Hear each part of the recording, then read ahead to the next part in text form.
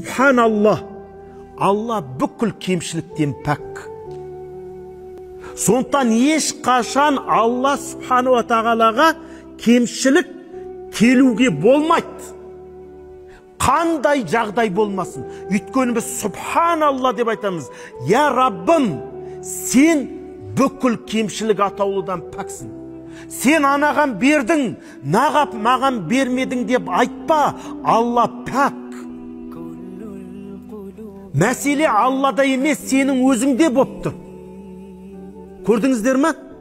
Кейде біз айтуымыз мүмкін, неге ана сұрады, Құдай бере салды, мен сұрап алдым, 10 жыл болды, әлі маған берген жоқ.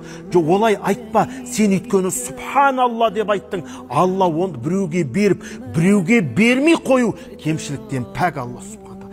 Демек қателік кімде болып жатыр? Сенің өзіңде жатыр.